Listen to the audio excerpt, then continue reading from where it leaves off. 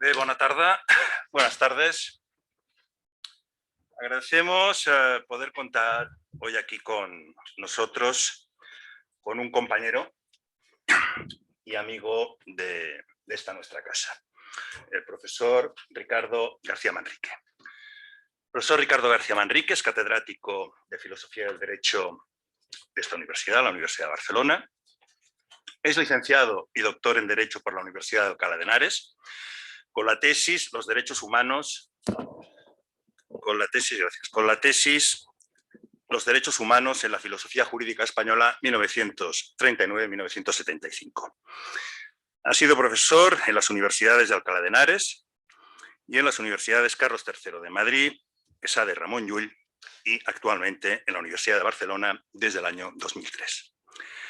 Ha realizado estancias de investigación y docencia en prestigiosas universidades como son las de Columbia, Oxford, Minsk, Externado de Colombia y Estrasburgo. Sus áreas de especialización son la teoría e historia de los derechos humanos, la axiología jurídica y la bioética. Ha participado en múltiples proyectos de investigación dedicados a la historia de los derechos humanos, la discriminación por razón de sexo, los derechos sociales, la bioética y las relaciones entre derecho, cine y literatura. Eso puedo decir que me llamó la atención. Es investigador principal del proyecto I+D, Transferencias de Material Biológico de Origen Humano, Aspectos Sociales, Jurídicos y Bioéticos. Entre sus libros cabe destacar El valor de la seguridad jurídica, publicado en 2012 por Diostel, La libertad de todos, una defensa de los derechos sociales, del año 2013, y Se vende cuerpo, el debate sobre la venta de órganos, publicado el año pasado por Herder. Pero es que además, en esta sólida trayectoria académica del profesor García Manrique, destaca el genuino compromiso, a mi modo de ver, de su pensamiento con la verdad, por espinosa que sea. A ello se añade una calidad humana, recia, que se expresa en la cotidianidad de la vida universitaria, la de la investigación, pero también la de la sana conversación, la atención y juicio ponderado con el que sabe argumentar frente a su interlocutor, pareceres discrepantes, son una clara muestra de lo que ha sido, es y debe seguir siendo la universidad. Hoy se encuentra con nosotros para abordar a un autor de referencia dentro de la filosofía política norteamericana, Michael Sandel, un profesor de Harvard que, pese a su crítica del liberalismo económico, o más en concreto de lo que él mismo llama la sociedad de mercado, no resulta nada fácil enmarcar en una corriente concreta de pensamiento. Para conocerle pues mejor, tenemos hoy aquí a nuestro invitado. Muchas gracias, Ricardo, cuando quieras.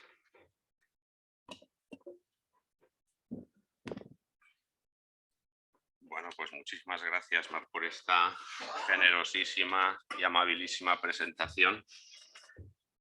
Y bueno, muchas gracias para empezar y sobre todo a vosotros que estáis aquí hoy, un viernes por la tarde, eso tiene mucho mérito. Y también a los organizadores, bueno, a los promotores, a los responsables del Club Tocqueville, no ya por invitarme, que también, por supuesto, que estoy encantado, muy contento, para mí es un placer y un honor las dos cosas, sino por la propia iniciativa, ¿no? de haber puesto en marcha el club y bueno, y todas las cosas que se están haciendo. Bueno,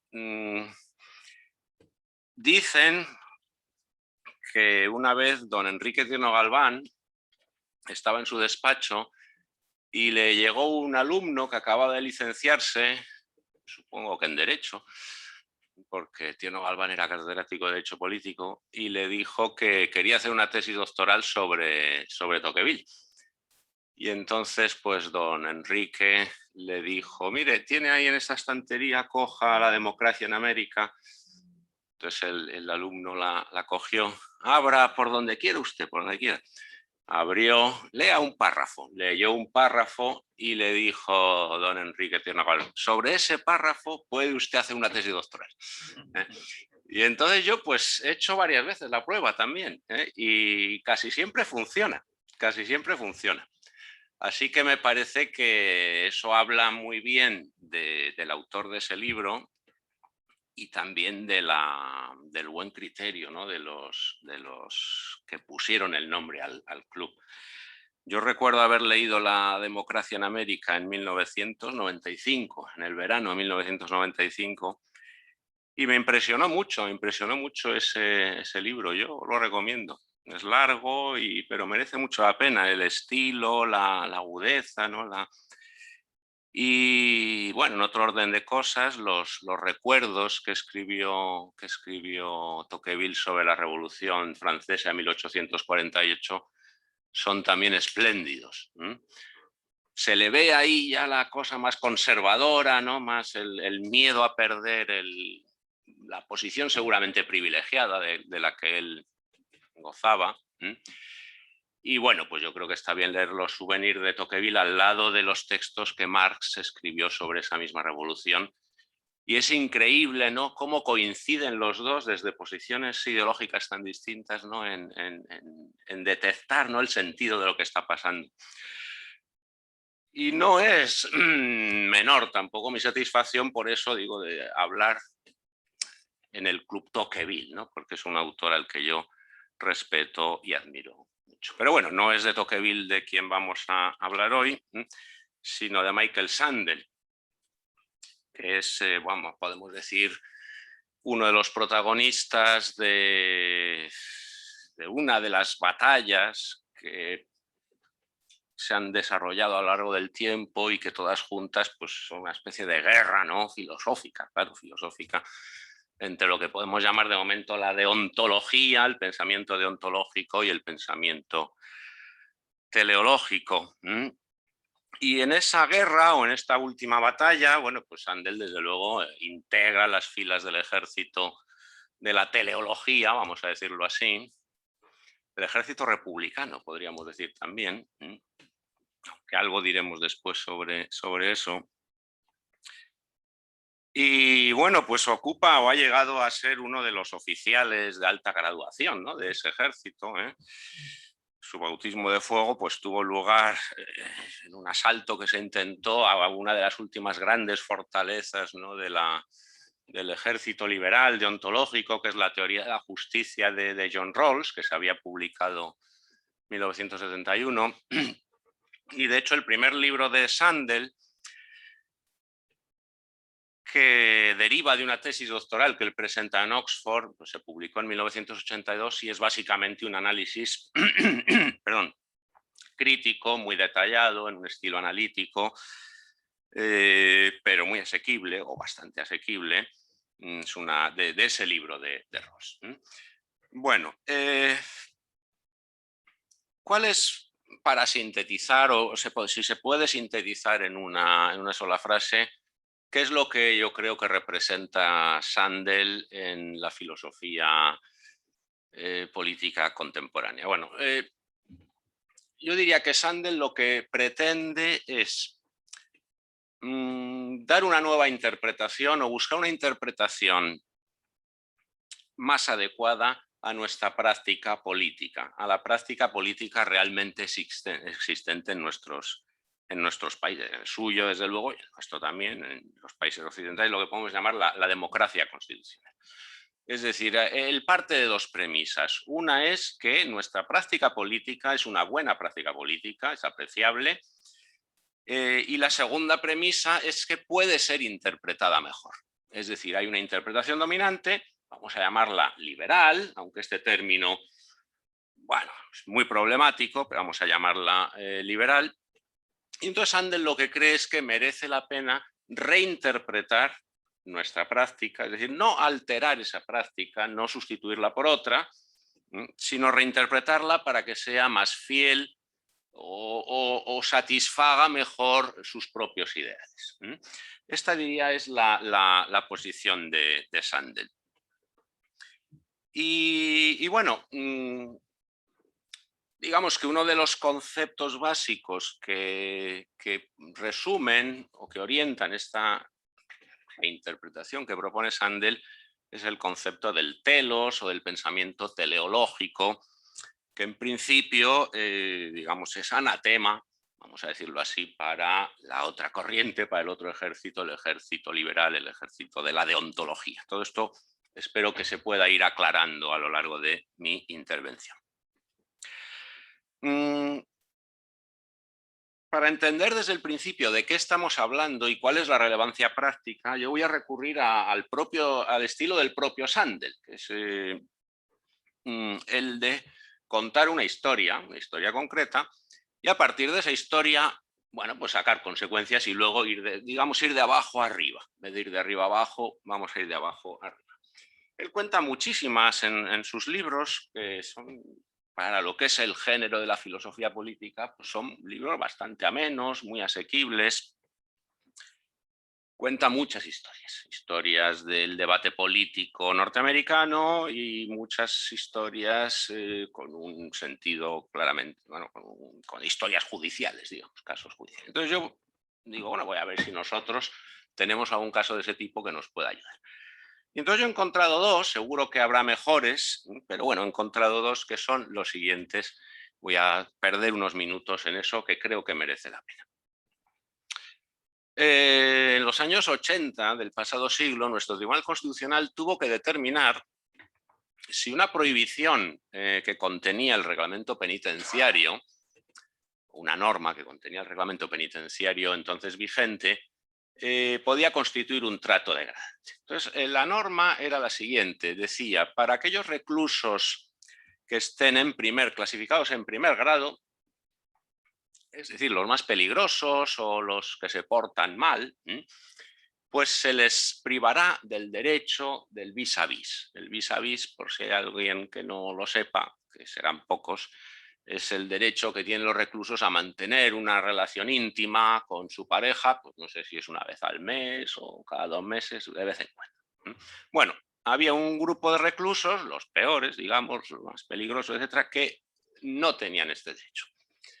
Y entonces una asociación de presos, o una asociación vinculada con cierto tipo de presos, pues presentó un recurso de amparo alegando que esto constituía un trato degradante. Y entonces el Tribunal Constitucional Español dijo, básicamente, bueno, esto no constituye un trato degradante, pues porque el que uno tenga que renunciar al sexo, sea voluntariamente o sea en este caso heterónomamente, porque alguien se llama, pues tampoco es tan grave. No parece que eso suponga un atentado contra la dignidad. Además añadió que no formaba parte la libertad sexual de ningún derecho fundamental. Esto bueno, aquí hay gente que sabe mucho más que yo. Esto no voy a entrar, lo voy a dejar ahí apartado porque creo que no es tan importante para lo que a nosotros nos interesa. Claro, es decir, ¿hasta qué punto se puede saber? Esta es la pregunta que yo me hago a partir de este asunto. Si la privación de relaciones sexuales es un trato degradante o no, si yo no me pregunto para qué sirve, qué es, qué finalidad tiene, qué relevancia tiene en la vida humana el sexo. Claro, el Tribunal Constitucional no se lo preguntó. Yo, por supuesto, que podía resolver el caso sin preguntarse eso, es decir, sin preguntarse por el telos del sexo. Bien, el otro caso al que me quiero referir es más reciente y es el del recurso, que creo que es un recurso de inconstitucionalidad contra la ley que aprobó el matrimonio entre personas del mismo sexo, que es un asunto que se resolvió en 2012. Bueno, y entonces el Tribunal Constitucional dice, bueno, a ver, el matrimonio entre personas del mismo sexo es constitucional y por estas razones y elabora un largo razonamiento en el que aparece el criterio histórico. Me refiero a criterios interpretativos o hermenéuticos, ¿no? El histórico, el sistemático, sobre todo el sociológico, es decir, la idea que tiene la gente de lo que es el matrimonio. Todos los criterios hermenéuticos, todos. Menos uno, el teleológico. Es decir, salvo una referencia que yo creo que ocupa una línea, así una cosa como muy de pasada. Es decir, el Tribunal Constitucional no consideró que fuera necesario preguntarse el matrimonio, ¿para qué sirve? O como diría Sandel, ¿qué virtudes honra? ¿O qué valores promueve? ¿por qué nos casamos, no? Y entonces decía el Tribunal Constitucional, bueno, a ver, el derecho, porque distinguía el matrimonio como instituto, garantía institucional, y el matrimonio como derecho fundamental, una distinción aquí un poco quizá artificiosa, no sé. Bueno, el caso es que, por ejemplo, decía respecto al derecho, a ver, los que se podían casar hasta ahora, los heterosexuales, digamos, pues ¿de qué se quejan? Que no se quejen porque se van a poder seguir casando. Pero claro, yo leía la sentencia y digo, bueno, pero igual uno podría preguntarse si realmente está haciendo lo mismo ahora que los homosexuales se pueden casar. Al casarse uno está haciendo lo mismo que hacía antes. Y se me ocurría que quizás si, por ejemplo, apareciera una norma que dijera que todos aquellos funcionarios, que todas aquellas personas que aprueben una oposición del grupo A, funcionarios del grupo A, puedan, se les atribuya el título de doctor, ¿no? Así ex lege, ¿no? ¿Podrían quejarse los que hacen una tesis doctoral? ¿Os podría decírseles, oiga, pero usted no se queje, usted sigue pudiendo usar el... Es decir, ¿hasta qué punto nosotros podemos resolver el asunto del matrimonio entre personas del mismo sexo sin preguntarnos para qué sirve el matrimonio? ¿Cuál es, de nuevo, su telos? Bueno, entonces yo creo que estos dos ejemplos muestran el problema al que Sandel se enfrenta. Lo que Sandel viene a decir es, bueno, por una serie de razones que ahora comentaremos, ha triunfado en nuestra praxis política y jurídica la idea de que podemos razonar sobre lo político, sobre lo jurídico, sobre lo moral en general, sin recurrir a la idea del telos, que ya digo, es un término griego que puede ser traducido de muchas maneras, sin razonar, digamos, teleológicamente, es decir, teniendo en cuenta cuáles son los fines de nuestras actividades, de nuestras prácticas, de nuestras instituciones. Y Sandel dice, bueno, el problema con esto es que a veces ese tipo de razonamiento, determinar la justicia de una determinada norma, práctica, institución, etc., al margen de la cuestión teleológica, no es posible. El ejemplo es el primero de los que he puesto. No es posible determinar qué es degradante, o qué es un trato degradante, si yo no me pregunto cuál es el sentido de lo sexual para las personas. Y añade, y otras veces podría ser posible, como en el caso del matrimonio homosexual, pero puede no ser conveniente. ¿Por qué? Bueno, pues porque yo puedo decir, bueno, el matrimonio pues es esto, y normativamente establezco que las condiciones son estas y estas, y por tanto aquí no hay telos que valga. Quien quiera que se case y quien no quiera que no se case, y se acabó. Y entonces dice Sandel, ya, pero el problema es que no es conveniente razonar así, porque quizá lo que hacemos es arruinar la institución. Es decir, ojo, claro, no es que Sandel esté en contra del matrimonio homosexual, de hecho más bien está a favor. Lo que él está pensando no es en la conclusión de este asunto, en un sentido o en otro, sino en cómo llegamos a esa conclusión. Dice, bueno, quizás si llegamos a esa conclusión evitando este tipo de reflexión, nos estamos cargando la institución. La institución está siendo desprovista del valor que tiene, del sentido que tiene para las personas. Bueno, no sé si merecía la pena o no, el caso es que hemos perdido unos minutos con esas dos historias. Yo creo que queda claro más o menos de qué estamos hablando aquí, es decir, de qué manera debemos resolver nuestras controversias políticas, jurídicas o, ya digo, genéricamente morales. Si a la manera teleológica, vamos a decir, tradicional, que se remonta al pensamiento griego clásico, Aristóteles es la referencia principal, digamos, el generalísimo del ejército teleológico, o si de otra manera, que seguramente es más moderna, que he llamado antes de ontológica, que Sandel llama liberal, aunque, insisto, claro, el término liberal puede significar cosas muy diversas. Si, por ejemplo, abro un paréntesis, hubiera que calificar aquí a Tocqueville de una cosa o de la otra, sería complicado. porque Tocqueville hoy lo podemos llamar un liberal, pero seguramente, si nosotros leemos La democracia en América, vamos a encontrar una semejanza notable con la manera de escribir los temas, las tesis que encontramos en los libros de Sandel, que se define a sí mismo como republicano, como crítico del liberalismo. Por tanto, aquí las etiquetas son una cuestión secundaria. Vamos a la sustancia. De la sustancia dice Sandel, a ver, ¿por qué se razona así, de manera no teleológica? Porque hemos llegado a esta situación que él considera que es, digamos, ya digo, inadecuada, inconveniente y que tiene consecuencias políticas muy negativas, como después, si hay tiempo, comentaremos. Y entonces él dice, bueno, hemos llegado aquí porque se ha impuesto digamos, la concepción deontológica de la justicia, que podemos resumir más o menos de la siguiente manera. Vivimos en sociedades plurales. La modernidad se caracteriza por una pluralidad que sociedades premodernas seguramente pues, no conocían. Entonces, desde el momento en que con la reforma protestante primero en el ámbito religioso y luego digamos, empiezan a diferir nuestras concepciones de lo bueno, de lo que es bueno, de qué es una vida buena, de cómo debemos vivir. Bueno, si queremos afianzar la justicia sobre bases sólidas, y quien dice la justicia dice los fundamentos de un régimen político, pues entonces esas bases no pueden depender de las concepciones de lo bueno.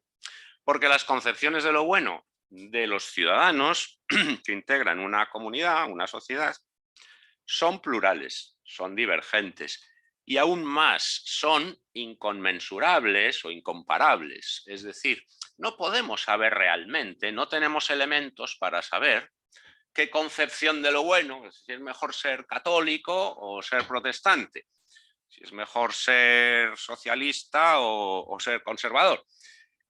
Y por tanto, como no tenemos elementos suficientes para determinar eso, si queremos asentar sobre bases válidas por una parte y sólidas, estables por otra parte, nuestros regímenes políticos, tenemos que idear una concepción de la justicia que no se apoye en las concepciones de lo bueno, que sea en principio compatible con todas ellas, que permita que cada uno viva de acuerdo con la suya, pero la idea de la justicia en sí, la idea de lo que es justo, la idea, por tanto, de qué derechos tenemos y cuál es el sentido, cuál es el sentido no es la mejor expresión, cuál es el contenido de estos derechos, no debe depender de lo que consideramos los fines últimos de la vida, el sentido de las cosas. Porque claro, por ejemplo, uno diría, bueno, es que para mí el sexo es esto, y el otro diría, bueno, pues para mí es que es aquello. O el matrimonio está relacionado con la reproducción, o con la comunidad de vida, o con qué, ¿no? O con la transmisión, digamos, del patrimonio, no sé. Bueno, entonces la concepción deontológica lo que trata es de fundar la justicia. Esto es, por cierto, una de varias explicaciones de la concepción deontológica. Hay otras que voy a dejar de lado y que nos llevarían a la filosofía kantiana. Podemos de momento al menos dejarlas de lado. Pues la concepción deontológica de la justicia, repito, trata de fundar, de sentar las bases de nuestro sistema político, de la idea misma de justicia, de nuestros derechos y de nuestro sistema político, al margen de las concepciones que podamos tener acerca de lo bueno, de los fines últimos de la vida. De aquí que se sigue. De aquí que lo que se sigue es que se traza una diferencia muy clara entre la esfera de lo público y la esfera de lo privado. La esfera de lo público va a ser regida por la justicia, por aquello que hayamos acordado, de una manera u otra, ya veremos, qué es lo justo. Como las personas tienen concepciones del bien y quieren vivir de acuerdo con ellas, también van a poder hacerlo, pero en la esfera de lo privado. Es decir, en su vida privada, usted haga lo que quiera. Este es el ideal liberal, ¿no? Viva usted como quiera, siempre y cuando respete la condición de posibilidad de esa misma elección para todos los demás. Esa condición de posibilidad es la justicia. La esfera pública es una esfera que lo que pretende precisamente es garantizar una esfera privada en la cual podamos vivir de acuerdo con nuestras convicciones, sean del tipo que sean. Y entonces lo que tenemos es, por una parte, la esfera pública, regida por la justicia, y por otra parte, la esfera privada, regida por las plurales concepciones del bien. Como consecuencia obvia, sí, podemos decir obvia o lógica, el Estado es neutral respecto de las concepciones del bien. El Estado no puede imponer una determinada concepción del bien. Claro, y esto es lo que explica, dice el Estado, dice cualquiera de sus instituciones. Eso es lo que explica que, por ejemplo, interpretémoslo así, el Tribunal Constitucional Español diga, a ver, a mí no me pregunte lo que es el sexo, porque yo no puedo imponer, no puedo ser paternalista o perfeccionista, no puedo imponer a la gente una determinada concepción del sexo, y eso es lo que haría si yo optara por una de ellas y en función de esa concepción por la que yo opto, resolviera este asunto que se me ha planteado. O lo que yo haría si dijera, no, es que el matrimonio sirve para esto o para lo otro. Y en función de esa opción, determino si el matrimonio entre personas del mismo sexo es o no constitucional, porque estaríamos imponiendo a todos una determinada concepción del bien. Y ya hemos visto que esto no es posible y no es legítimo. Bueno, esta es, digamos, esquemáticamente, este sería el modelo deontológico, el modelo liberal, y entonces lo que Sandel dice es, bueno, a ver, comprendo cuáles son las intenciones, las buenas intenciones del modelo, de cómo se interpreta la idea de la justicia, la idea de los derechos, la idea misma de la democracia. No cuestiono ni los derechos ni la democracia, pero creo que esta es una interpretación que aunque sea bien intencionada, sin embargo está condenada al fracaso. ¿Y por qué está condenada al fracaso? Bueno, pues porque para responder a esta pregunta, digamos, tenemos que detenernos un momento en cómo funciona la concepción deontológica, ¿no? Entonces, él en particular se fija en la construcción más acabada, más exitosa, muy apreciable de la concepción deontológica de origen kantiano y contractualista, que es la teoría de la justicia de Rawls, ¿no? Eso ya dije que, ya he dicho, que se publica a principios de la década de los 70. Entonces, examina Sandel la manera como Rawls, a partir de... yo creo que no tenemos tiempo para explicarlo con mucho detalle, pero la idea es que, bueno, los sujetos idealmente situados en una posición original, en una cosa que él llama la posición original, y en la que nosotros desconoceríamos lo que nos caracteriza individualmente y solo conoceríamos de nosotros mismos lo que es genérico, lo que es, digamos, genéricamente humano, dice Rawls, bueno, acordaríamos ciertos principios.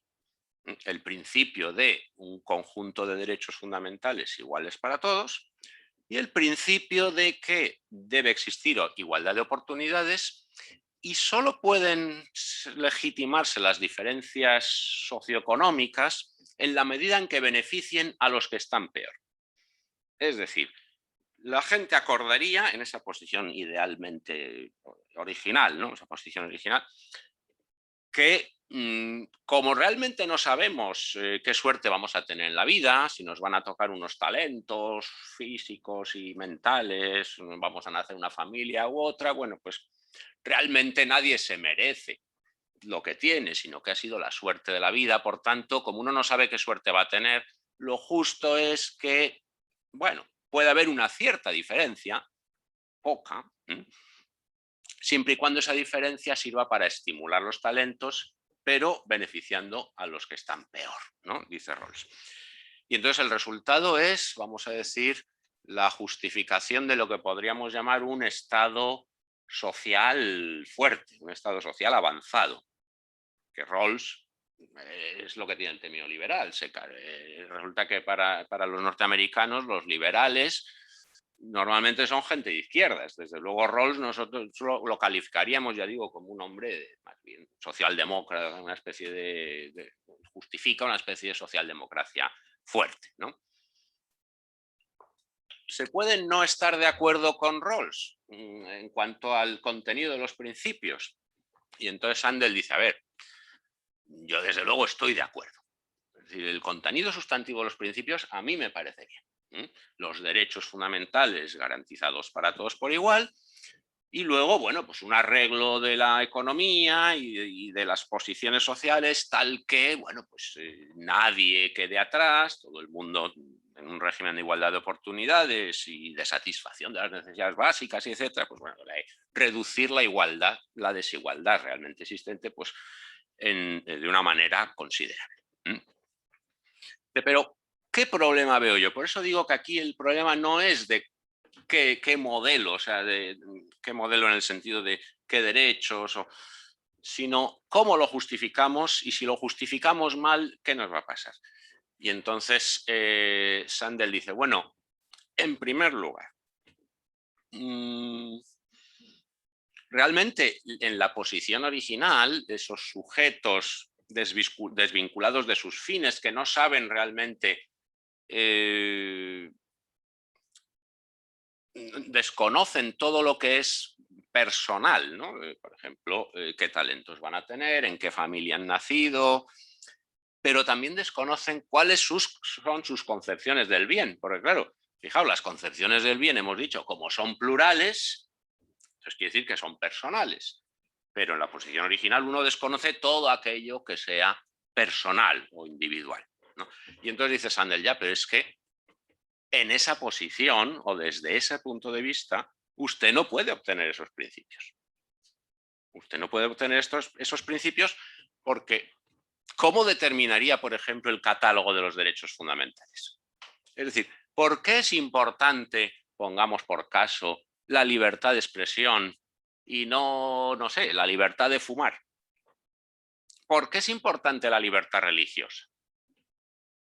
Es decir, ¿de dónde saca usted esos derechos si resulta que usted no puede tener en cuenta el sentido de la vida humana, los fines a los que se orienta la vida humana?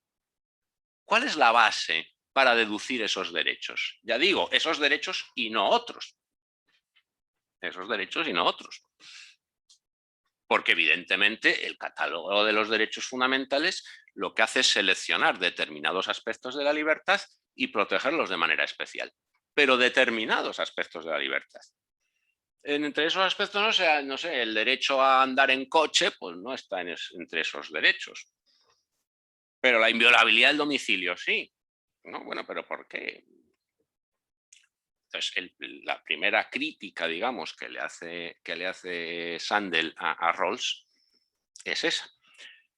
La segunda es, ya, según usted, señor Rawls, ¿no? Resulta que nuestra práctica moral se disocia en dos subprácticas, vamos a decir, la práctica moral relativa a la justicia y la práctica moral relativa a lo bueno. Y entonces, según el modelo rawlsiano, la práctica moral relativa a la justicia resulta que ignora su aspecto, vamos a decir, deliberativo, de intercambio de razones. Porque claro, si lo pensáis, en la posición original, todos los sujetos son exactamente iguales, porque han sido desprovistos de todos sus elementos diferenciadores. Luego, realmente no hay deliberación, no hay intercambio de razones, sino que todos los objetos son el mismo. Digamos, el ser humano, digamos, desprovisto de todo atributo. Claro, pero nosotros no imaginamos la práctica moral así, sino más bien, bueno, o al menos hay una determinada concepción, que es la que Sandel defiende, donde la práctica moral es una práctica deliberativa, de diálogo, ¿no? Es un uso de la palabra, ¿no? Por eso recuerdo que Garzón Valdés, el filósofo del derecho argentino, decía, claro, esto de la posición original de Rawls es lo llamaba él, una dramatización inútil, porque realmente, bueno, esto es simplemente la reivindicación del punto de vista imparcial, pero de un punto de vista imparcial muy particular, porque no tiene en cuenta todo aquello que para nosotros da sentido a la vida. Pero por otra parte resulta que las discusiones sobre lo que es bueno son caracterizadas por Rawls de una manera también un poco extraña, que es, como nuestras concepciones de lo bueno son aleatorias o arbitrarias, es decir, a unos, pues igual que uno es alto y otro bajo, uno nace en una familia o en otra, es más listo o menos, bueno, pues uno resulta que arbitrariamente pues ha adquirido una concepción del bien que depende igualmente de la familia en la que ha nacido, el entorno, la cultura, es una cosa que podría haber sido de otra manera. Igual que a uno, perdonadme, ¿no? Quizá la simplificación, ¿no? Pero igual que a uno le gusta el helado de chocolate, pues a otro le gusta de vainilla, ¿no? Y entonces resulta que las discusiones morales acerca, o la reflexión moral acerca de lo que es bueno, acaba por ser una especie de cálculo utilitarista. Bueno, a ver, estratégicamente en la situación en la que yo estoy, tengo varios deseos, cuáles puedo satisfacer, cuáles no. El sentido de la discusión sobre lo que es bueno aparece con este, con este claro aroma utilitarista que lo asocia con discusiones que diríamos tienen un sentido muy diferente. Es decir, lo que hace la segunda crítica que le hace Sandel a Rawls es: usted distorsiona el sentido de lo que es la práctica moral. Porque primero disocia lo que es justo de lo que es bueno, que es algo que nosotros no hacemos normalmente. Pero además la caracterización respectiva de la discusión moral o de la reflexión moral sobre lo que es justo y sobre lo que es bueno, lo caracteriza usted de un modo extraño. Porque en lo primero falta el elemento de la reflexión, de la deliberación, digamos, falta el elemento y en lo segundo falta el elemento racional. Lo convierte usted más bien en un cálculo utilitario de cómo satisfago yo algo que hago equiparar a mis otros deseos, ¿no? Y entonces dice Sandel, bueno, es que la práctica moral, la práctica humana en general, la toma de decisiones no es así. Ya veremos que esto, digo, tendrá consecuencias. Y en tercer lugar, hemos empezado el cuarto, yo a ver si puedo acabar como... Bueno, vamos bien. Antes de o sobre las 8, 8 y 5, eso es lo que... y en tercer lugar, y esto es lo que permite adscribir a Sandel a eso que se ha dado en llamar el comunitarismo, Sandel le reprocha a Rawls que se ha olvidado de la dimensión comunitaria de los seres humanos. ¿Y por qué se ha olvidado? Bueno, porque lo que Rawls viene a decir es, bueno, los seres humanos, por supuesto, son seres sociales, pero su afiliación comunitaria es una cuestión sentimental y también, por tanto, arbitraria. No forma parte de ese yo desvinculado, el de la posición original. Luego, por tanto, todo lo que tenga que ver con nuestros sentimientos comunitarios queda fuera de la determinación de lo que es justo. A salvo de la obviedad de que sí, efectivamente, somos seres sociales y vamos a convenir en vivir en sociedad. Todo esto ya está presupuesto, digamos, por la misma idea de justicia y de política, ¿no? Y entonces lo que Sandel dice, ya, el problema es que nosotros no somos así. Es decir, la idea de comunidad sentimental que tiene Rawls, sentimental en el sentido de que algunos podemos tener sentimientos comunitarios más profundos, más potentes. Cuando digo comunitarios puedo estar diciendo familiares, nacionales u otras adscripciones grupales, ¿no? Unos podemos tener unos sentimientos de tipo más fuertes, otros menos fuertes, unos ser más familiares, otros ser más nacionales o nacionalistas, o en fin, vamos a decirlo así. Pero claro, esto no puede formar parte de la determinación de lo que es justo, porque forma parte, vamos a decir, de las concepciones del bien. Y entonces Sandel dice, ya, pues que nosotros no somos así. Nosotros no elegimos eso. Es decir, o no del todo, al menos, no elegimos la familia o nuestra caracterización como seres familiares. No elegimos nuestra pertenencia a una comunidad nacional, sino que estamos ahí. y reconocemos como parte de nuestras obligaciones esas que Sandel llama obligaciones solidarias. Es decir, son obligaciones que uno no ha elegido, como por ejemplo las que derivan de un contrato que uno sí que ha elegido, pero que por otra parte no tenemos con toda la humanidad, que esas obligaciones, las obligaciones morales naturales, Rawls sí las reconoce, porque claro, son las obligaciones que, para decirlo de alguna manera, tenemos con nosotros mismos, con los que son exactamente igual que nosotros, que son todos los seres humanos. No, las obligaciones solidarias resulta que las tenemos solo con algunos, con nuestra familia, con nuestros conciudadanos, no con todos, pero no las hemos elegido. Esta es la idea de comunidad constitutiva, es decir, somos seres comunitarios, pero no en sentido arbitrario, sentimental, sino en un sentido constitutivo. Y por tanto, si queremos razonar acerca de lo que es justo, de cuáles son nuestros compromisos con los demás, etcétera, etcétera, no podemos ignorar esto, como Rawls hace. Y una consecuencia concreta de eso, argumenta Sandel, es que el segundo principio de la justicia, dice él, todo es discutible, pero él dice, es un principio claramente comunitario, porque todos los talentos que podamos poseer a nivel individual los consideramos parte de un acervo común. Por esto de que, bueno, pues es aleatorio. Y entonces los ponemos, digamos, al servicio de la comunidad, y la comunidad lo que va a hacer es, bueno, generar una situación igualitaria, promover la posición de los que están peor, etcétera.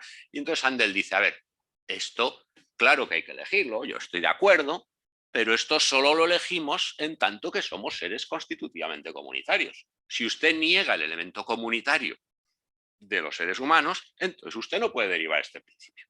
Luego, lo que Sandel en definitiva le está reprochando es que la concepción deontológica de la justicia, que básicamente lo que hace es renunciar a las concepciones del bien para establecer lo que es justo y lo que no, no funciona. No funciona porque no permite derivar esos principios, que sí, que Sandel está de acuerdo con ellos, pero considera que no se pueden derivar así. Pero además nos transmite o generaliza o difunde una imagen de la práctica moral y por tanto también de la práctica política y jurídica que es nociva, porque no responde a lo que nosotros entendemos que debe ser esa práctica y cómo puede funcionar bien, que es de esta otra manera, digamos, que se va viendo a lo largo de la articulación de la crítica. Bueno, el problema es que además de aquí se derivan consecuencias políticas importantes, que Sandel resume en una expresión, no sé hasta qué punto afortunada, bueno, yo creo que se entiende lo que quiere decir, es lo que llama él, se genera la república procedimental. La república procedimental designa digamos, una comunidad política, como puede ser la nuestra o la suya, que realmente no tiene fines. Claro, no, la política liberal, o concebida del modo liberal, no tiene ningún fin, porque los fines es un asunto teleológico, es una cosa de cada uno. La política liberal es una política cuyo único, vamos a decir, fin es articular un procedimiento, un conjunto complejo de procedimientos que permitan que en la esfera de lo privado cada uno pues, desarrolle su manera de vivir. De acuerdo, eso sí, ahí sí, con su propia concepción de lo bueno. Y dice Sandel, bueno, ya, pero es que esta concepción de lo político, esta concepción procedimental, donde además diferenciamos claramente lo público y lo privado, es pobre y es poco estimulante. ¿Por qué? Porque si realmente en el ámbito de lo político lo que estamos discutiendo es sobre procedimientos y además los ciudadanos nos tenemos que abstener, y quien dice los ciudadanos dice los representantes políticos, los jueces, todo el mundo, en el ámbito de lo público nos tenemos que abstener de invocar lo que más nos importa, el valor de la familia, Dios, no sé, aquello que uno considere realmente importante en esta vida, pues estamos empobreciendo la política y estamos alejando a los ciudadanos de ella, porque los ciudadanos no se sienten cómodos, no se sienten realizados, ¿no? Porque es un modelo que realmente no es, vamos a decir, antropológicamente viable. Y el resultado es lo que él llama, que es otro de sus grandes libros, el descontento de la democracia. Un libro que es de los 7 libros que ha publicado Sandel, es el único que no está traducido al español. Y yo creo que porque está más vinculado con la vida pública norteamericana, pero es un libro muy interesante, que se puede leer con aprovechamiento por mucho que uno no sea ciudadano de aquel país. Y entonces él describe cómo la crisis de los ideales republicanos, que otorgan más valor a la vida pública, que tienen otra concepción más potente, digamos, de la política, de acuerdo con la cual, con la concepción republicana, resulta que para ser libres tenemos que involucrarnos en la vida política para evitar la dominación de unos sobre otros. Bueno, la vigencia del otro modelo, del modelo liberal, ha hecho que estos ideales republicanos vayan retrocediendo y la vida pública norteamericana se haya ido empobreciendo. Y entonces él recurre, por una parte, a un análisis muy interesante de la evolución de la jurisprudencia del Tribunal Supremo de los Estados Unidos y, por otra parte, bueno, pues al ámbito de la discusión política, haciendo ver, bueno, lo que yo quería hacer ver con esos 2 ejemplos, mejor o peor elegidos, que son más nuestros, ¿no? El resultado en realidad será que estamos perdiendo libertad. El propio objeto del modelo liberal, el garantizar la libertad de todos, resulta que a la manera liberal no se puede garantizar, porque resulta que la política, que es el ámbito en el cual nos autodeterminamos colectivamente y por tanto individualmente, nos autodeterminamos todos, está alejándose digamos que la política está alejándose del ideal del autogobierno, porque el ideal del autogobierno está vinculado con el grado de implicación de los ciudadanos en la cosa pública. Pero los ciudadanos resulta que no se implican porque lo que se les está diciendo es que se vayan a su casa a autodeterminarse individualmente en el ambiente o en la esfera de lo privado. Bueno, ¿cuál es la receta de Sandel? Bueno, pues ya podemos imaginar cuál es. La receta de Sandel es menos liberalismo, ¿no? Menos liberalismo en este sentido que hemos dado al término, que luego yo creo que Tocqueville no se identificaría con ese liberalismo, no sé, y más república, vamos a decirlo así. Los 3 conceptos de su propuesta serían república, telos, ¿no? Ya lo hemos visto, y comunidad. No puedo aquí resumir su propuesta, que es, bueno, bastante diversa, pero sí que me gustaría destacar al menos 3 elementos que son muy característicos. El primero es lo que él llama una economía política de la ciudadanía. Él dice que hemos llegado a una concepción de la economía, de acuerdo con lo cual lo único que importa es el progreso y el reparto. Es decir, bueno, el tamaño de la tarta y la manera como la dividamos.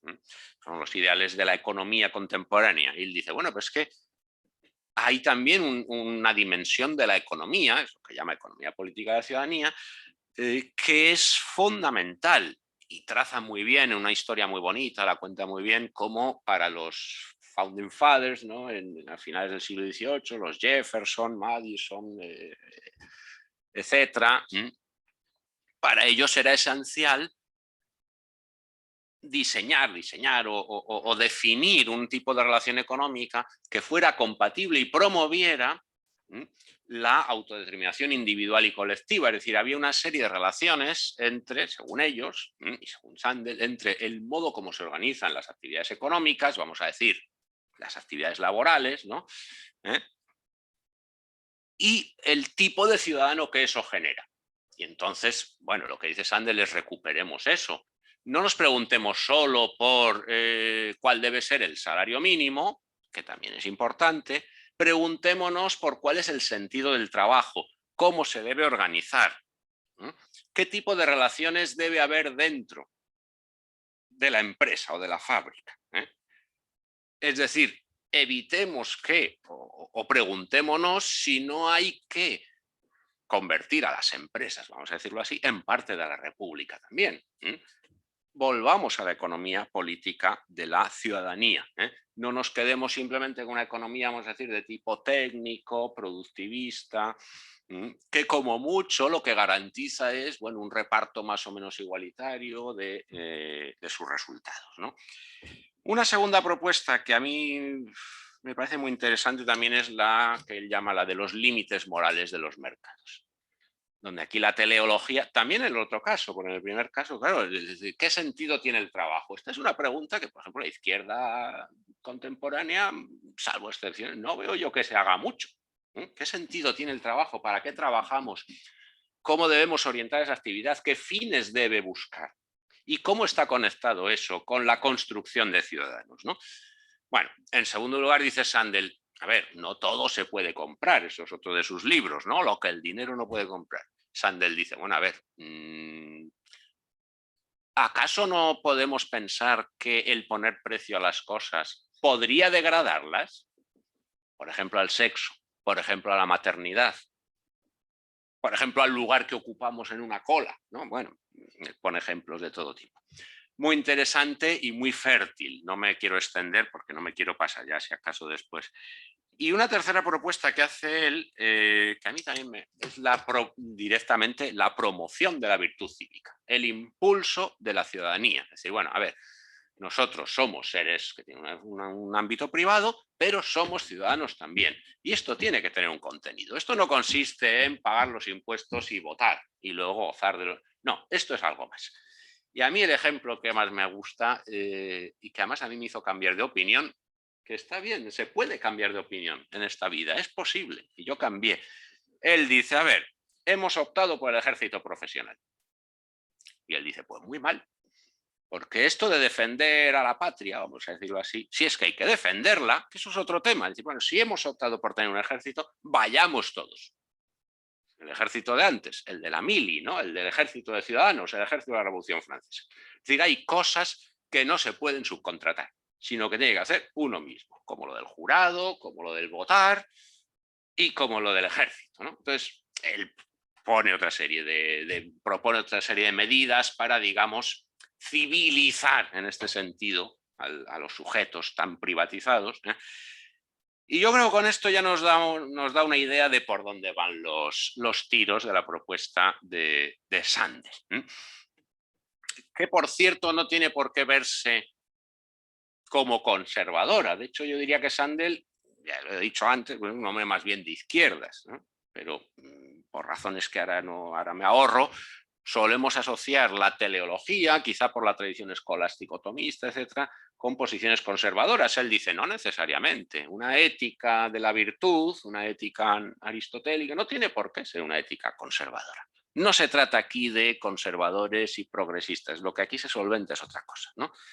Bueno, y yo creo que con esto ya podemos llegar a la conclusión. Yo diría, bueno, la filosofía de Sandel es una filosofía, él la llama filosofía pública, que es un término bonito. Y yo diría es una filosofía pública, pero es también una filosofía para todos los públicos. Y esto lo digo no en desdoro, sino como un elogio, porque hay una determinada concepción de la filosofía, de acuerdo con la cual filosofar es una actividad de los ciudadanos, dirigida a los ciudadanos y que les habla a los ciudadanos, naturalmente, en su lenguaje y de sus cosas. Esta es una tradición que seguramente es la más antigua, probablemente sea la más genuina y la que a mí, desde luego, me llega más. Pero eso requiere un lenguaje asequible. Requiere escribir libros como los que escribe Sandel. ¿Que es menos enjundioso que un Rawls o que un Habermas? Pues por supuesto. ¿Que es menos agudo, que yo creo que lo es, que un Dworkin en el ámbito de la filosofía del derecho? Pues también. ¿Que es menos esotérico que una Judith Butler? Por supuesto. Pero a cambio lo que nos ofrece es esa concepción de la filosofía como una práctica de los ciudadanos, de todos los ciudadanos. Y por eso yo diría que sus libros se leen muy bien, tienen mucho éxito, se han traducido un montón de idiomas. Los cursos de Sandel, tanto los que da presencialmente en Harvard como los que se pueden ver en YouTube, tienen una asistencia tremenda, tienen millones de visitas. Y bueno, todo eso quizá en el ámbito de la filosofía académica se vea con un cierto, no digo desprecio, pero bueno. Sin embargo, yo lo considero una virtud. Yo creo que en los tiempos que corren, reivindicar el tipo de ideales que reivindica Sandel, con todos los matices que se quiera, bueno, pues está muy bien. Y a mí particularmente me resulta un filósofo particularmente, ya digo, atractivo y a mis alumnos de cuarto curso, que llevamos años leyendo su libro Justicia, pues también. Y no es fácil que los alumnos de cuarto curso se sientan interesados por esa materia.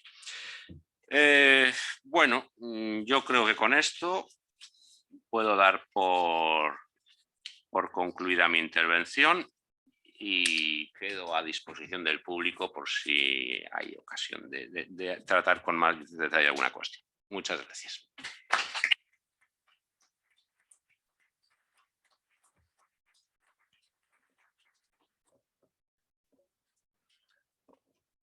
Bien, muchas gracias, Ricardo. No cabe duda que conocemos ahora mucho mejor a Michael Sandel. Yo antes he obviado esto que comentabas, ¿no? El gran seguimiento de sus clases. Creo que la única vez, ¿no?, que he ocupado un cargo por designación presidencial fue con George Walker Bush, ¿no? Sí. No sé si posteriormente... En el Comité de Bioética. Exactamente, en el Comité de Bioética. Y yo no voy a hacer preguntas ahora de paso, pero me ha parecido muy interesante todo lo que has comentado. Yo creo que también un autor se mueve en un determinado contexto político-social, ¿no?, que es el que ahora hay en Estados Unidos. Yo creo que allí hay... que decían, no sabía dónde... No es comunitarista, ¿no? De algún modo tampoco se puede situar en esa órbita, pero es evidente que en Estados Unidos hay actualmente unos planteamientos ideológicos claramente divergentes de los que había a principios de la década de 1970, ¿no? ¿A dónde conducirá esto? Pues ya se verá, ¿no? Y respecto a lo que dices, ¿no?, esos vectores, ¿no?, público-privado que se corresponderían, ¿no?, con los de Estado y sociedad, pues efectivamente también vemos que diríamos, la justicia, ¿no?, es decir, la no definición de lo bueno y lo malo desde lo público, pues también vemos que eso de algún modo se está dejando de lado. Y que por tanto estamos en un momento en el cual ya llevamos tiempo, ¿no?, pero que esos principios, ¿no?, que se sustentaban en la razón, ¿no?, principios de la Ilustración francesa, pues estamos en proceso, creo yo, constante de desmontaje, ¿no?, desmontaje de los principios de la Revolución, de la Ilustración. Bien, nada más, por mi parte, damos entonces la palabra al público. Seguro que hay muchas cuestiones.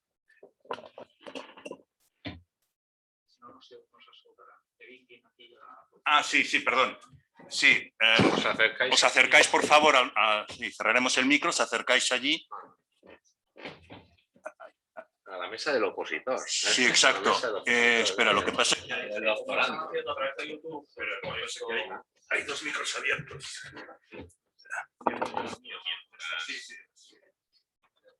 ¿Se anima nadie?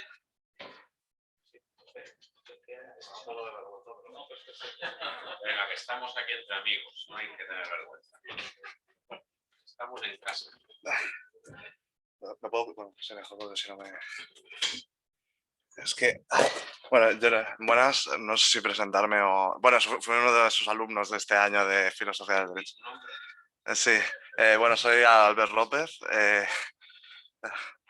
Y nada, lo que comentaba usted, que es cierto que a los alumnos de Filosofía del Derecho a mí particularmente me resultó muy atractivo el libro, cómo estaba estructurado, cómo explicaba las corrientes filosóficas, el utilitarismo, libertarismo, Kant, Rawls.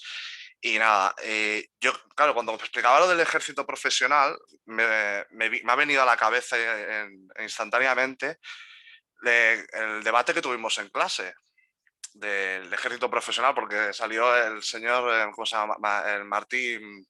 eh, sí. Sí, sí. Por eso, sí, él nos dio el capítulo 4 del libro de Justicia, hacemos lo que debemos, de Michael Sandel, que ya digo, lo recomiendo, que no lo haya leído. Y claro, nos preguntó el señor Coulomb, ¿vosotros qué tipo de ejército escogeríais? Y claro, ahora cuando os ha planteado esta explicación, ¿no? Él también dijo el argumento de, oye, si es un ejército, si fuese un ejército profesional, solo iría la gente que realmente necesita el dinero, en vez de ir todos por sentimiento. Pero claro, entonces toda la clase, y a mí me resultó sorprendente, ya digo, que dijo, pero ¿cuál es el sentido realmente del ejército? Es el ganar, porque claro, no es defender a tu propio país. Entonces, imaginemos, y esto lo decimos en clase, ya digo, que dijimos, hostia, si por ejemplo ahora nos ponemos todos aquí, ¿no? Y defendemos a nuestro país, puede ser que no ganemos realmente la guerra o no defendemos eficientemente a nuestro país como debería ser. Entonces no se cumple el verdadero fin por lo que se ha creado el ejército. Entonces, claro, yo aposté por el ejército profesional, aunque fuesen unos mercenarios, y ya, entonces ya ocuparíamos más tiempo a la pregunta y eso. Claro, usted ha dado la explicación esta de Sandel y mi pregunta sería, ¿no se tira piedra Sandel? Ah, se escucha. Sí, sí, sí, sí, verdad, verdad. Es que sí, es verdad, verdad, verdad. Claro, mi pregunta sería, ¿Sandel no se tira piedras en su propio tejado cuando...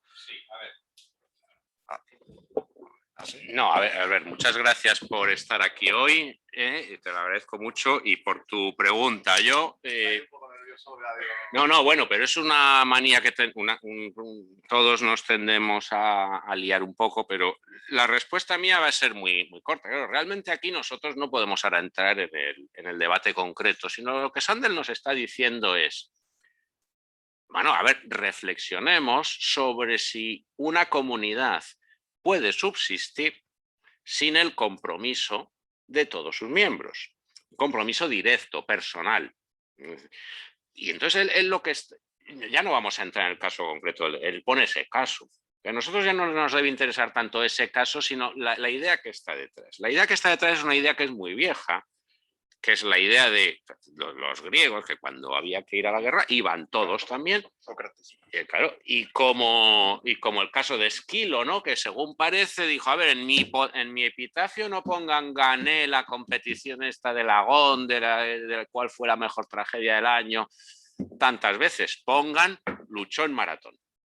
Bueno, es decir, reflexionemos sobre lo que significa ser ciudadano o como por ejemplo después dice Rousseau, a ver, una comunidad no se puede mantener si hay ricos que son muy ricos y pobres que son muy pobres. Es decir, si no hay, digamos, una determinada igualdad, que es lo que a su vez permite, bueno, pues hacer las cosas juntos y estar todos comprometidos con un ideal común. Entonces, eso es lo importante. Lo importante no es a qué conclusión lleguemos, sino que Sandel dice el razonamiento sobre lo que es justo debe tener en cuenta lo que hay detrás. Eso por una parte, lo que hay detrás o lo que hay por encima, los valores, el telos, el propósito de las cosas.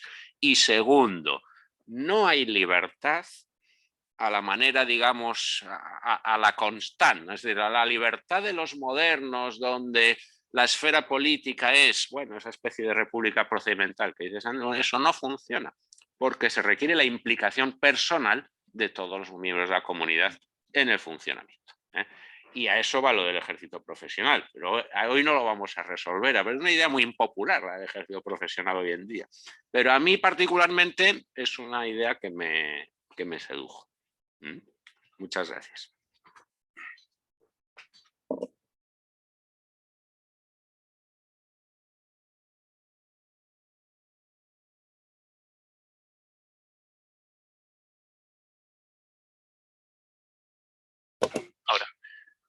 muy conciso. La crítica a la meritocracia, ¿qué lugar ocupa en la filosofía de Sandel y a grandes rasgos cómo la estructura? Que la verdad es que es por lo que conocía a Sandel y bueno, leí no el libro que escribió sobre esto, pero vaya, leí algún resumen, diríamos, al respecto, me pareció bastante interesante. Yo que de primera mano había vivido entornos profesionales, diríamos, altamente competitivos, pues me pareció una posición con matices, pero bastante interesante. Bueno, esta pregunta es tan fácil que hasta mi chofer que está aquí presente, podría responderla. Bueno, esto es una broma, que esto es una frase que quería yo haber dicho alguna vez, pero ahora viene muy al caso. No, cuentan que una vez, ¿tú te sabes esa anécdota? No sé, a ver. De que Einstein fue una vez a una conferencia con su chofer y el chofer sabía tan bien la conferencia y dice, bueno, pues mira, la vas a dar tú y yo me pongo entre el público. Entonces le hice una pregunta un poquito enrevesada y entonces el chofer dijo, esta pregunta es tan fácil que hasta mi chofer, que era Einstein, ¿no? Pero en este caso es que es verdad que está aquí Pablo Escoto, que me ha recordado, me ha acordado que hace unos meses, ¿no?, dio una charla sobre este tema, porque me imagino que te estás refiriendo... No, pero responderé yo, para que no se diga que escurro el bulto. Te estás refiriendo a su último libro, que se titula La tiranía del mérito, ¿no? Y a mí de todos los libros de Sandel es el que menos me gusta. No tanto porque no esté de acuerdo con su tesis, que ahora voy sobre ella, sino porque me parece que, bueno, tiene una ideita ahí y entonces empieza a sacar punta la idea y te suelta 300 páginas. No se sabe si por exigencias editoriales, ¿no? O qué. Me parece que está un poco... La idea de Pablo, si puedo apropiármela, es que en realidad este libro se ha escrito para explicar la victoria en las elecciones del año 2017 de Trump, ¿no? 2017 o 16. La victoria de Trump, ¿no?, que supuso una conmoción emocional, claro, para mucha gente, ¿no?, en Estados Unidos. La idea de que un sujeto como Trump pues ganara unas elecciones presidenciales, bueno, ¿cómo es posible esto, no? Entonces, para explicarlo, lo que hace Sandel es decir, bueno, es que quizá estamos generando un modelo de, vamos a decir, de éxito social, un modelo de vida, ¿no?, un ideal, ¿no?, el de la meritocracia, que está generando muchísimo resentimiento, porque es un ideal que, tal como está configurado, solo pueden satisfacer unos pocos, que son típicamente los que van a las mejores universidades y acaban ganando mucho dinero en, bueno, grandes empresas o como profesionales, etcétera, ¿no? Pero a la vez eso genera una minusvaloración del trabajo, vamos a decir, ordinario. Antes diríamos del trabajo manual, de los del cuello azul, pero en general de todo aquel trabajo no particularmente cualificado, esos trabajadores que se ven particularmente afectados por las deslocalizaciones, contra las que él escribe mucho también.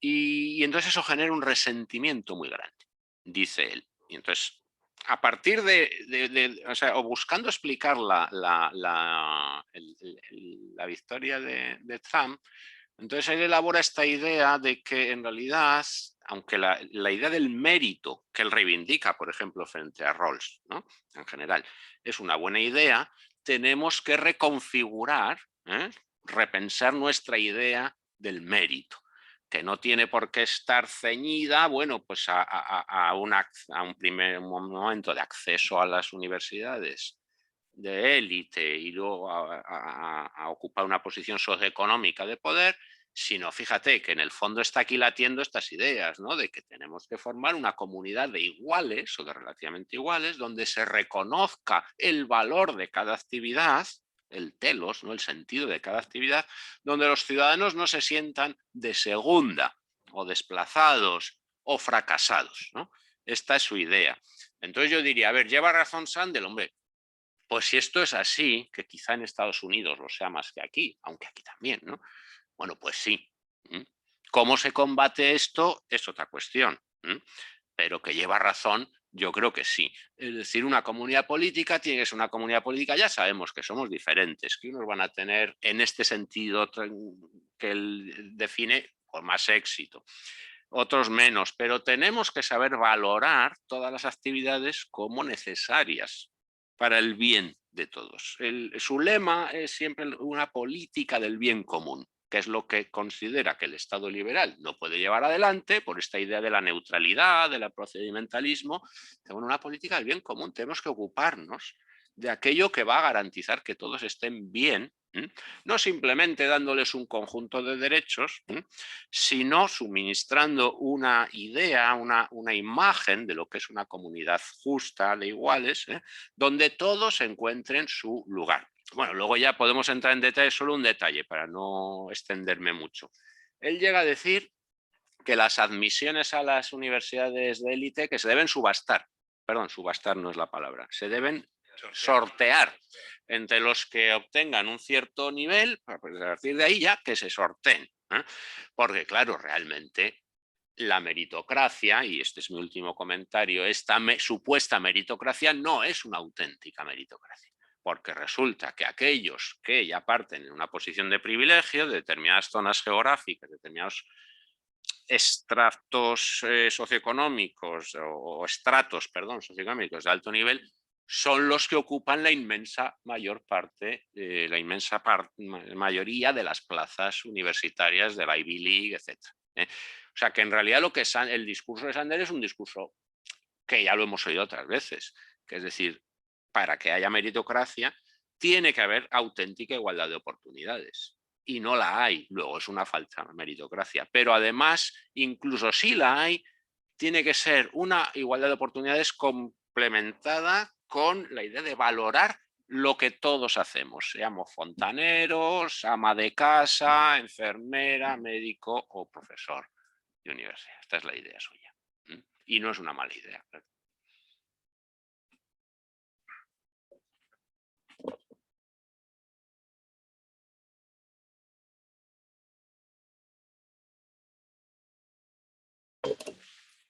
Bueno, muchas gracias por la exposición. Mi duda...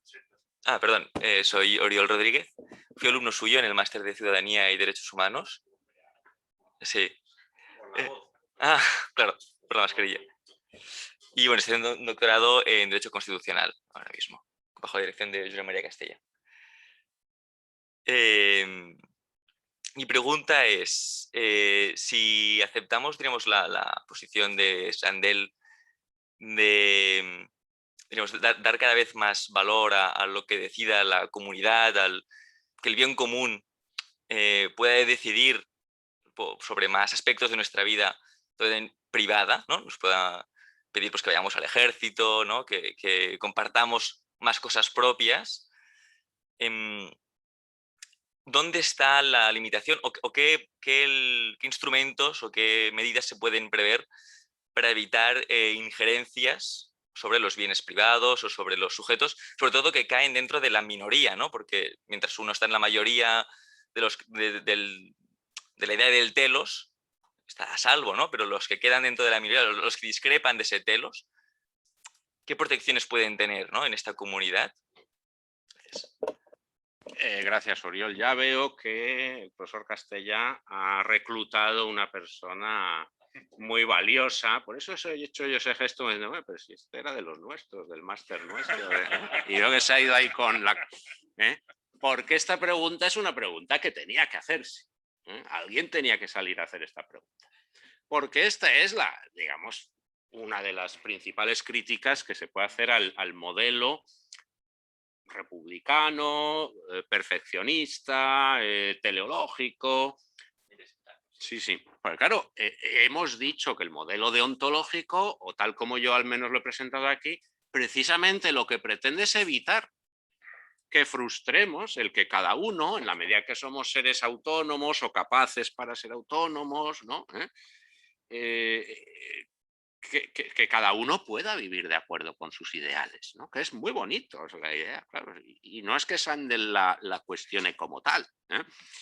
Lo que Sandel nos está diciendo es, bueno, mire, es que hay cosas, lo que no puede ser, pues no puede ser. No puede ser. Y entonces no podemos, por esos ejemplos que he puesto yo. Entonces, eso tendríamos que ponernos primero de acuerdo en esto. Y entonces, si uno admite que esto es así, entonces luego ya la cuestión es, vale, pero ¿esto tiene sus peligros? Por supuesto que los tiene. Por supuesto que los tiene. Claro, en última instancia, si uno, por ejemplo, ha leído a Berlin, ¿no? Dice, bueno, en última instancia, en ese ensayo tan bonito, Dos conceptos de libertad, claro, él lo pone en unas tintas muy negras, pero con razón, ¿no? Es el totalitarismo. Lo que está ahí es ojo. Claro, entonces, por eso yo he insistido en que Sandel es partidario de los principios de la justicia de Rawls, por ejemplo, es decir, de la democracia constitucional, de los derechos individuales. Lo que él dice es que lo que nosotros no podemos renunciar en nuestra práctica, en nuestra praxis política, es a deliberar, a discutir sobre el sentido de las cosas, de las actividades, de las instituciones, etc. Pero porque no podemos. Porque en realidad lo que se hace en la práctica, bajo esa apariencia de neutralidad, es imponer un modelo. Es imponer un modelo. Luego, entonces no digamos, no, es que así nos...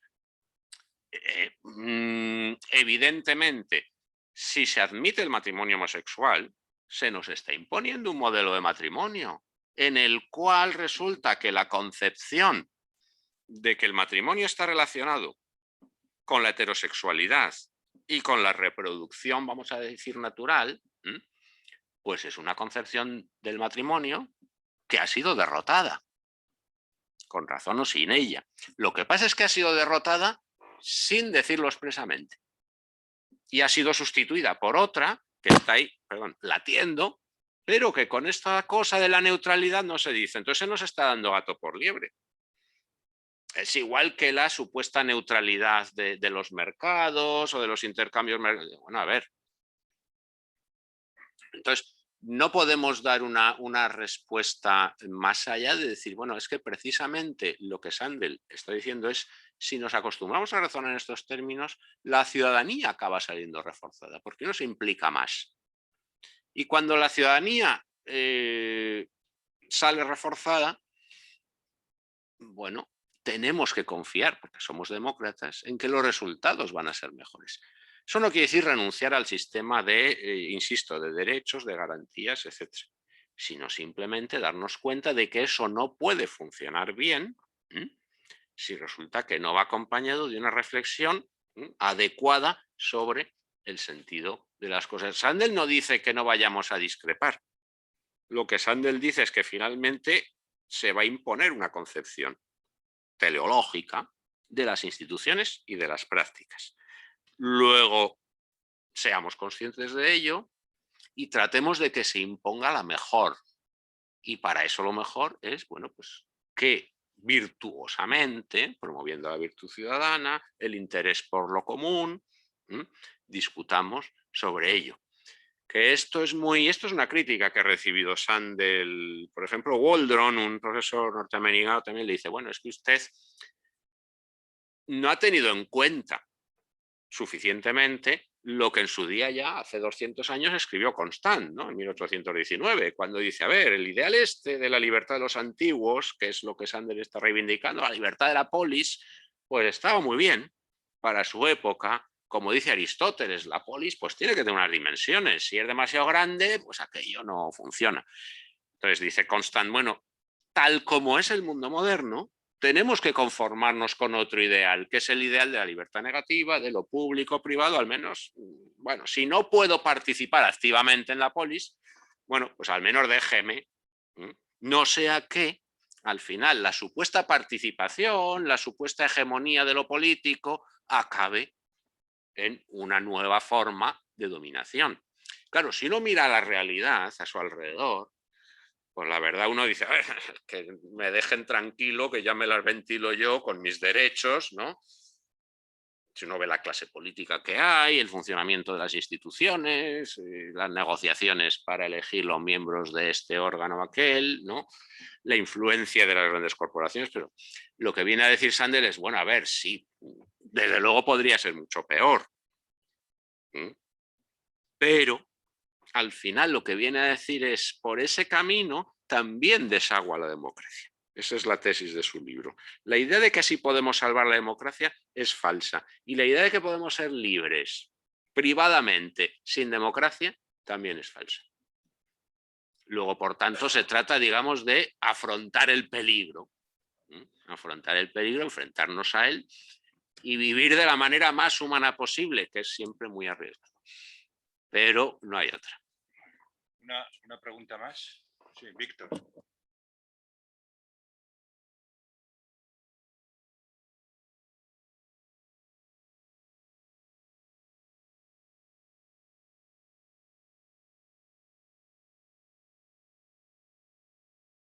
Tendría muchos comentarios, ¿no?, que hacer. Evidentemente es un ataque frontal al sentido de modernidad de la obra de Constant, ¿no? Estoy diciendo que ya está citando, ¿no?, sobre la libertad de los antiguos comparada con la libertad de los modernos, ¿no?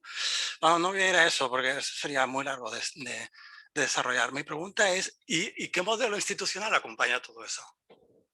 Esa filosofía política novedosa, ¿de qué modelo institucional se reviste para dotarla de efectos prácticos? ¿Cómo altera el modelo institucional contemporáneo de las democracias occidentales o liberales?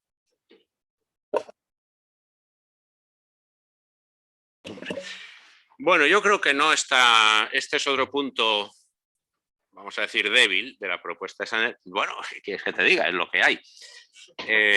Y es que su propuesta institucional quizá no está a la altura de lo que él genéricamente propone. Yo he puesto algunos ejemplos, aunque casi estos ejemplos que pongo están más elaborados en negativo, en el sentido, por ejemplo, en la economía política de la ciudadanía. Él lo que traza es su crisis, digamos, auge y caída de la economía política de la ciudadanía a lo largo de los últimos 200 años de la República Norteamericana. Pero de nuevo Walden, la otra crítica que le hace es, bueno, a ver,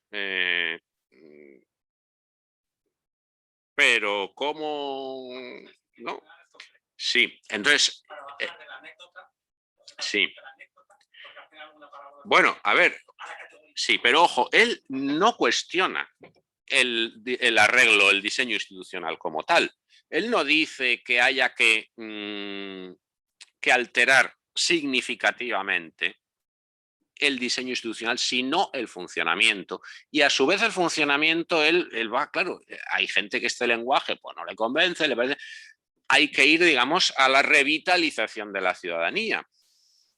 En el sentido de que, bueno, la toma de, bueno, pues que las cosas son así, al final son personas las que toman decisiones y pueden sentir, digamos, la obligación de comportarse correctamente en el ámbito de lo público de una manera que ahora no se siente. Entonces tú dirás, ¿esto cómo se hace? Bueno, esto es la pregunta del millón. De todas maneras, algunas propuestas él sí que hace. A mí me parece un poco, no sé, bueno, no acabo de ver que este sea su punto fuerte, pero por eso yo he citado algunas cosas que sí. Es decir, lo de limitar el alcance del mercado, bueno, pues eso está muy claro, que es que determinadas actividades queden fuera de lo que se puede comprar. Deja que acabe, que ya nos conocemos. De lo que se puede comprar y vender. Él, otra idea que recupera, aunque ya digo que no la desarrolla suficientemente, echa mano de una idea que tenía Jefferson, la de que decía el county, ¿no?, el condado, que era demasiado grande para el autogobierno, que había que ir al ward, ¿no?, W-A-R-D, pero no sé cómo se traduciría esto, como o sea, él dice, vayamos.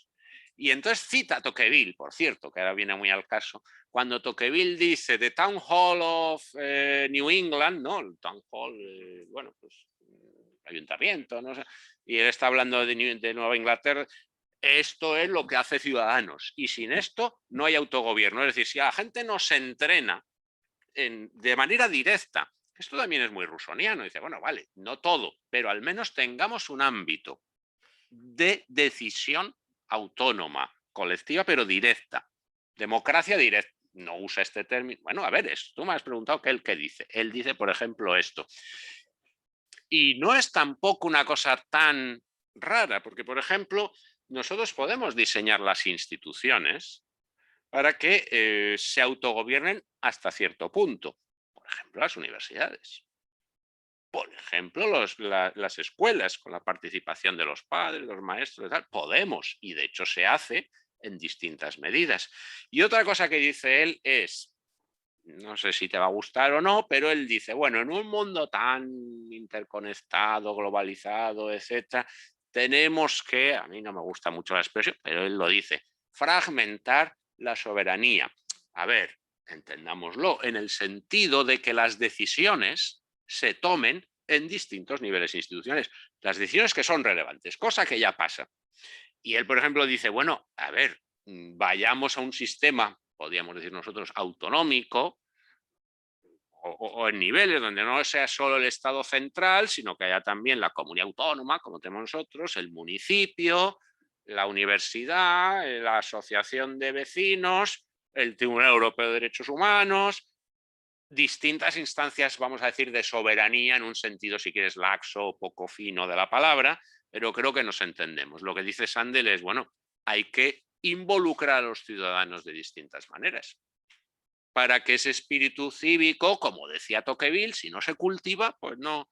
¿Para qué? Para que al final, cuando tú tienes que tomar una decisión de alto nivel, te dé vergüenza tomarla de la manera inadecuada, eligiendo al que no se lo merece, eligiendo al que es un corrupto, cambiando cromos, ¿no?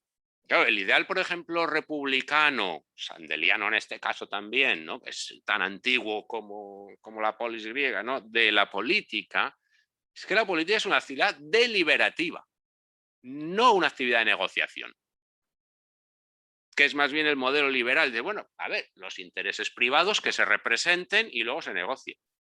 Yo tomaría medidas, por ejemplo. Lo que no puede ser es que uno no se sienta representante, cuando es, por ejemplo, diputado, de todos por igual, de toda la nación. Es decir, uno no representa un grupo de intereses. Uno lo que representa es a toda la nación. Y delibera junto con los demás diputados, y esa deliberación, si es suficientemente virtuosa, pues tiene un valor epistémico, se genera pues la verdad política. Se podían tomar medidas, aunque Sandel en esto yo creo que no lo toca, esto ya es más cosa mía, ¿no? En muchos órdenes de cosas. Se puede rediseñar, por ejemplo, la ley electoral para favorecer eso. Entonces, bueno, Sandel dice cosas. Lo que no tiene Sandel es un macroproyecto institucional distinto del que realmente hay, porque él, como he dicho al principio, es partidario en esencia del mismo proyecto que realmente tenemos. Lo que dice es, bueno, ajustémoslo en distintos ámbitos. Muy bien. María. ¿No? Bueno, pues nuevamente gracias, Ricardo. Sin ciudadanos y filósofos, no dicen. Que yo no. Entonces, bueno. Bueno, yo creo que un aplauso, ¿no? También por esta segunda parte de intervención. Bien, simplemente comentaros cuáles son las 3 próximas actividades que vienen en las 4 semanas que siguen. La próxima semana, el próximo jueves, 17 de febrero, en casa de Víctor, el librero, ¿no?